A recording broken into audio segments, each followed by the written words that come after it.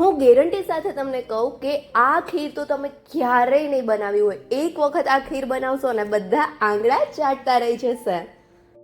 તો ચાલો આજે આપણે એકદમ ક્રીમી અને ટેસ્ટી રાજગરાની ખીર બનાવીએ. જનરલી આપણે રાજગરાની ખીર તો બનાવતા જ હોઈએ, પણ રાજગરો ફોડીને બનાવતા હોઈએ. પણ આજે આપણે આખા રાજગરાની ખીર બનાવશું અને આ ખીર એટલી ટેસ્ટી બનશે ને કે પછી તમે વારંવાર આ જ ખીર બનાવશો. તો ચાલો તેને બનાવવાની શરૂઆત કરીએ. રાજગરાની ખીર બનાવવા માટે સૌથી પહેલાં આપણે 1/4 કપ આખો રાજગરો લઈ લઈશું. આ રાજગરો ઓનલાઈન અથવા તો કોઈ પણ પ્રોવિઝન સ્ટોર અથવા તો સુપર માર્કેટમાં ઇઝીલી મળી રહેશે. આ રાજગરો આપણા હેલ્થ માટે ખૂબ જ ફાયદેમંદ છે. તેમાં પુષ્કળ પ્રોટીન અને આયર્ન રહેલું છે. હવે આ રાજગરાને આપણે એકદમ ચોખ્ખા પાણી વડે ધોઈ લેશું અને તેમાં જરૂરિયાત પ્રમાણે અથવા તો 1 થી 1.5 કપ પાણી ઉમેરી પ્રેશર કુકરનું ઢાંકણ બંધ કરીને 2 વિસલ મારીને બાફી લેશું. અહીંયા પ્રેશર કુકરમાં રાજગરો બાફવાની જગ્યાએ તમે કોઈ પણ ખુલ્લા વાસણમાં પણ રાજગરાને બાફી શકો છો. રાજગરો ખૂબ જ સરળતાથી બફાઈ જાય છે. પ્રેશર કુકરમાં 2 વિસલ થયા પછી પ્રેશર કુકરમાંથી બધું જ હવાનું પ્રેશર એની જાતે જ નીકળવા દેશું અને પછી હવે ઢાંકણ ખોલીને ચેક કરીએ. તો અહીંયા જોઈ શકાય છે કે આપણો રાજગરો સરસથી બફાઈ ગયો છે, પણ અહીંયા પાણી થોડું વધી ગયું છે. એટલે આપણે જ્યારે પણ રાજગરો બાફીએ ત્યારે રાજગરાના 3 ગણું પાણી ઉમેરવાનું છે, એટલે પાણી વધારે નહીં થાય. અને હવે જે આ એક્સ્ટ્રા પાણી છે તે કાઢી લેશું અને ત્યાર પછી આ રાજગરાને આપણે શેકીશું.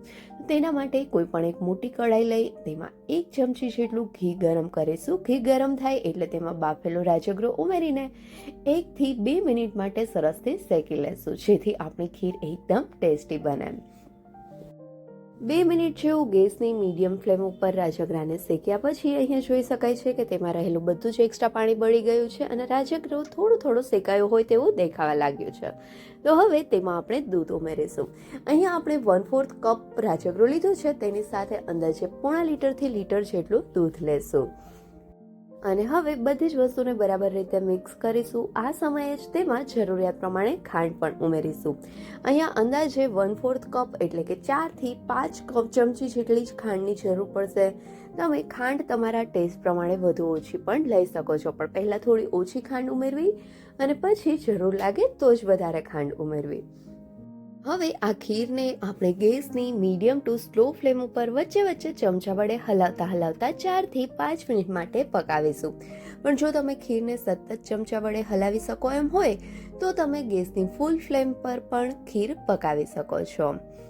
થોડી વાર ખીરને પકાવ્યા પછી આ રીતે ખીર ઘટ થવા લાગે એટલે સમજવું કે આપણી ખીર તૈયાર થઈ ગઈ છે અને આ ખીર હજી ઠંડી થશે પછી તો વધારે ઘટ થશે. તો હવે આપણે ગેસની ફ્લેમ બંધ કરી દઈશું અને તેમાં ચોપ ડ્રાયફ્રૂટ ઉમેરીને તેને ખીરમાં સરસથી મિક્સ કરી લેશું. આ ખીર ગરમા ગરમ અથવા તો ઠંડી બંને રીતે ખાવાની ખૂબ જ મજા પડે છે. તો અત્યારે આપણે ખીરને થોડી ઠંડી કરી લઈએ જેથી તે એકદમ ક્રીમી અને ઘટ થઈ જાય. હવે ખીરને ઠંડી થયા પછી જોઈએ તો અહીંયા જોઈ શકાય છે કે આ ખીર કેટલી મસ્ત ઘટ અને એકદમ ક્રીમી ટેક્સચરવાળી બની ગઈ છે. તમને જોઈને જ મોઢામાં પાણી આવી જશે અને લાગશે કે આ ખીર કેટલી મસ્ત ટેસ્ટી બની છે. તો ચાલો ફટાફટ આ એકદમ ક્રીમી અને ઘટ ખીરને આપણે સર્વિંગ બાઉલમાં લઈ ઉપરથી ચોપ ડ્રાયફ્રૂટથી ગાર્નિશ કરીને સર્વ કરીશું. હવે તમે પણ વ્રત અને ઉપવાસમાં એક વખત આ ફરાળી રાજગરાની ખીર તો જરૂરથી ટ્રાય કરજો. હું તમને પાક્કું કહું કે એક વખત તમે આ ખીર બનાવશો ને પછી વારંવાર વ્રત અને ઉપવાસમાં આ જ ખીર બનાવશો અને મને કમેન્ટ કરીને કહેજો કે તમને આ રેસીપી કેવી લાગી. જો રેસીપી ગમી હોય તો વિડીયોને લાઈક કરજો અને તમારા ફ્રેન્ડ સાથે શેર પણ કરજો. અને હા, મારી ચેનલને સબસ્ક્રાઇબ કરવાનું ભૂલતા નહીં. Thank you so much.